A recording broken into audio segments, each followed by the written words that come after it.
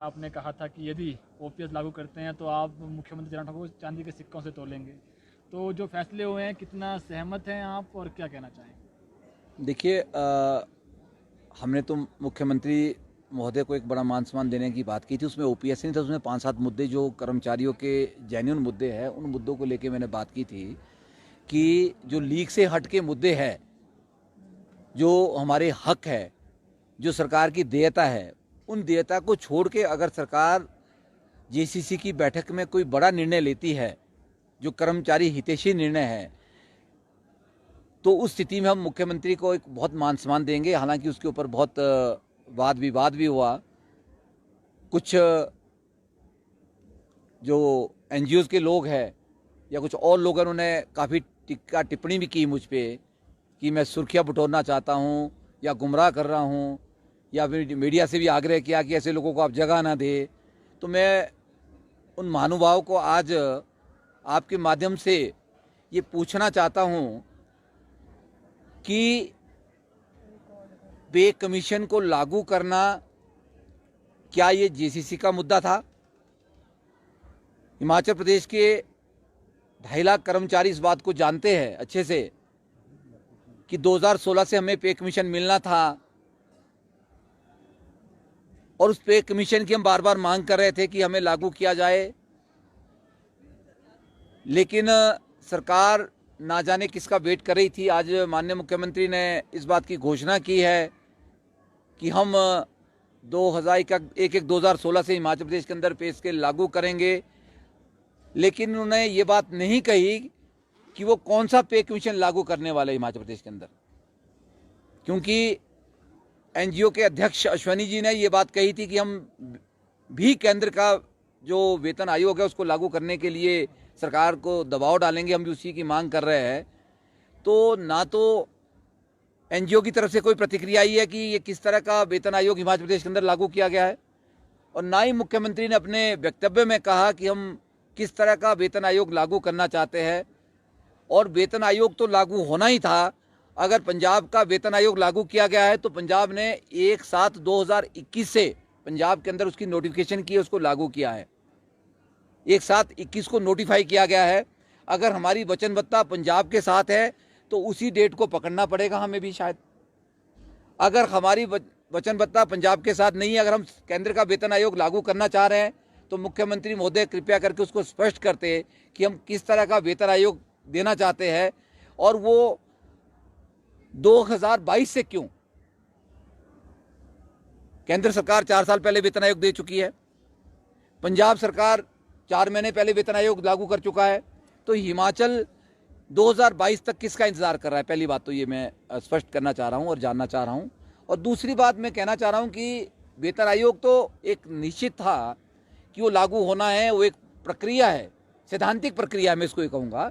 लेकिन वेतन आयोग के साथ एक जो पेज था, जिस पेज की मैं बात कर रहा हूँ, वो पेज ये है कि हिमाचल प्रदेश भत्तों के लिए हमेशा से आनाकानी करता है, ना तो पंजाब के भत्तों को उसके ऊपर अमल करता है और ना ही केंद्र सरकार के भत्तों के ऊपर अमल है। इसलिए मैंने आपको कहा था कि जो हमारी असली मांग है वो भत्तों को लेके है।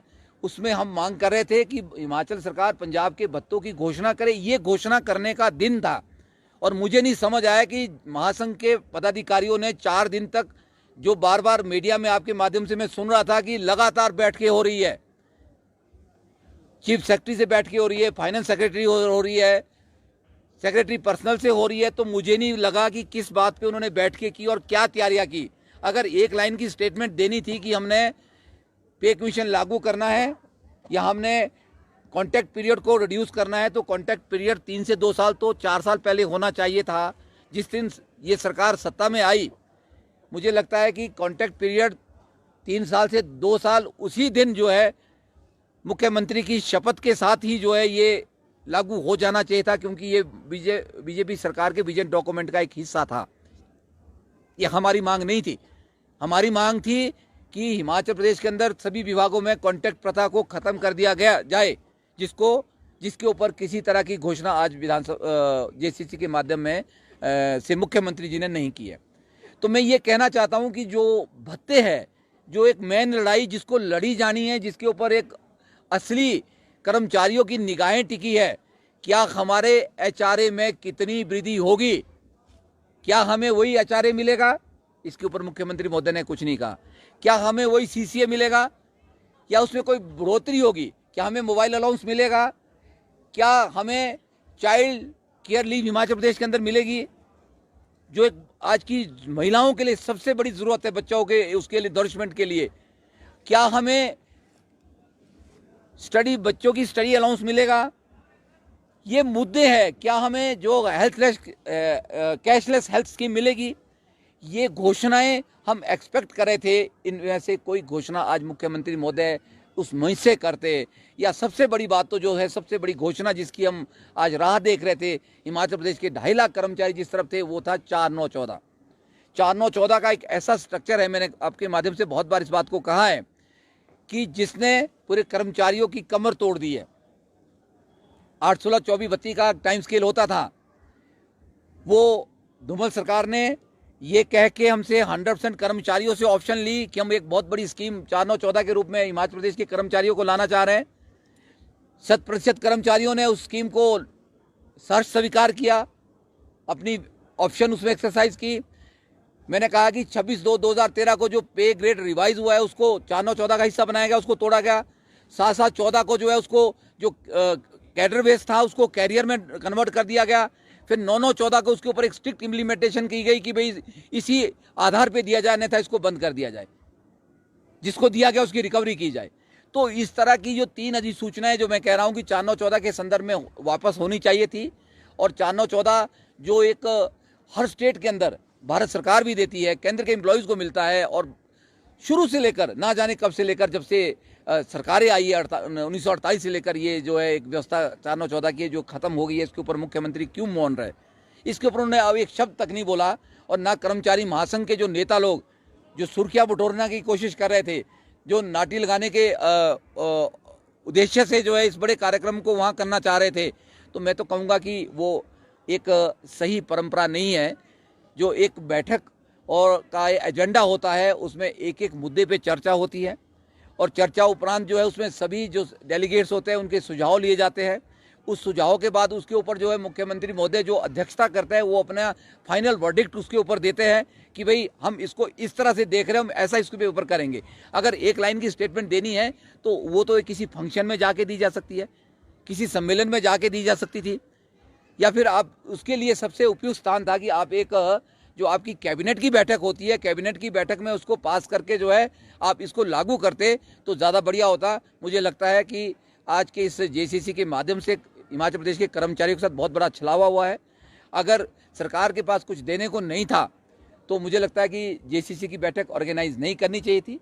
और मैं महासंघ के नेताओं को भी ये सलाह देना चाहता हूँ कि अगर सरकार से आपकी कोई नेगोशिएशन नहीं हुई थी तो आपको इस जेसीसी की बैठक को नहीं लेना चाहिए था, आपको अड़ जाना चाहिए था कि हमारा कम से कम एक ही बात आप कर लेते कि हमारा 4914 बहाल करो, या एक भत्ता आप कोई ले लेते, या आप कैशलेस हेल्थ स्कीम की एक आप मांग मनवा लेते मुख्यमंत्री से, या आप कम से कम कोई अलाउंस आप बढ़ा लेते। हमें तो यही नहीं पता कि हिमाचल प्रदेश के अंदर जो अलाउंसेज है वो कब से लागू हो गए, कितने हो गए, और ये भी नहीं पता कि हमें एरियर कब से मिलेगा, किस हिसाब से मिलेगा। और दूसरी बात जो क्लियर करने की बात थी, जिसको लेके मैं आपको स्पष्ट कहूँ कि अगर पंजाब के हम पे कमीशन को लागू करते हैं, अगर सरकार उसको लागू करना चाहती है तो सरकार को खुद उलझने इसमें 100 खड़ी हो जाएगी।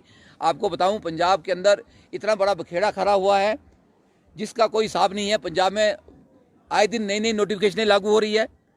पंजाब में जिस तरह से इसको लागू करने की कोशिश की गई है, जो हमारा रिवीजन ऑफ ग्रेड पे हुआ था 1/10/12 को, उस रिवीजन पे ग्रेड पे को मैंने कहा कि 26/2/13 को हिमाचल ने भी उसको 4914 में डाल दिया, इसीलिए 4914 की कहानी आज बंद हो गई। पंजाब में भी वही स्थिति है।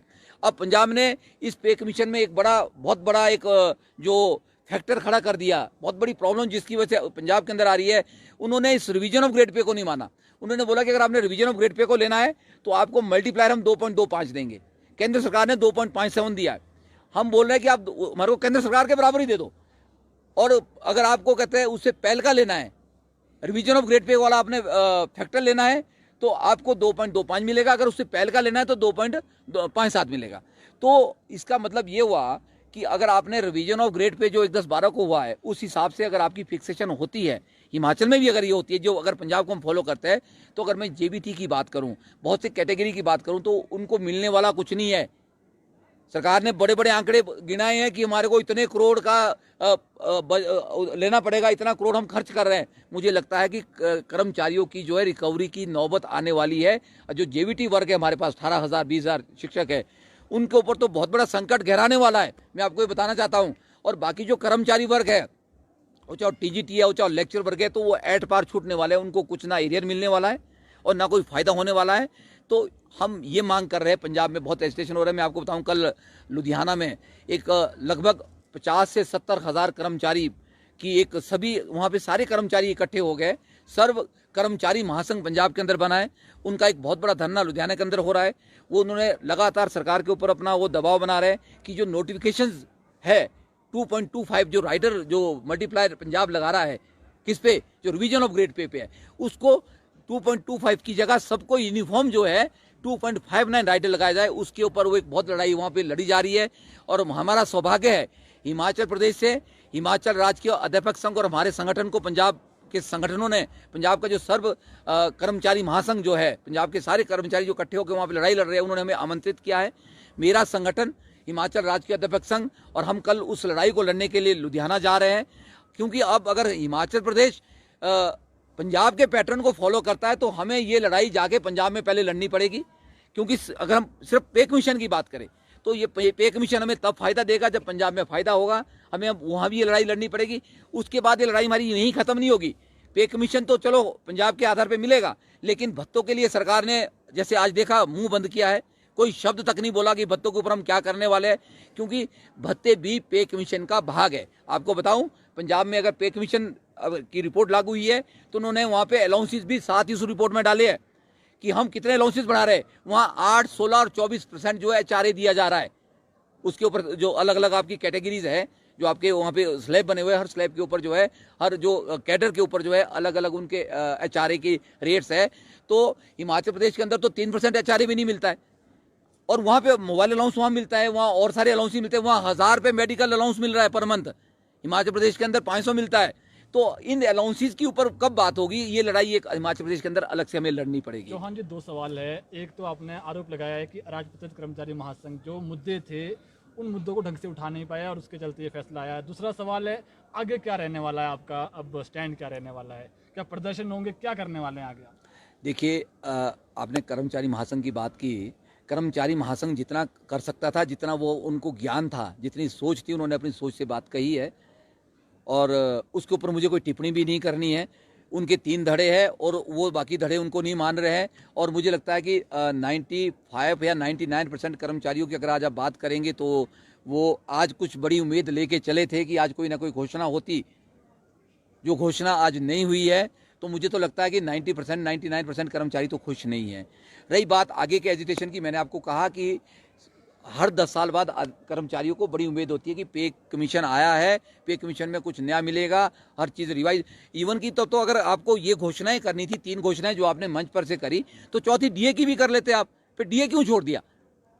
मैं तो देख रहा था कि चौथी घोषणा डीए की भी हो जाएगी, पर डीए की घोषणा नहीं हुई। क्योंकि डीए भी मिलना है, आज नहीं मिलेगा कल मिलेगा, है कि नहीं? उसी डेट से मिलना है, उसको तो आप रोक नहीं सकते हैं।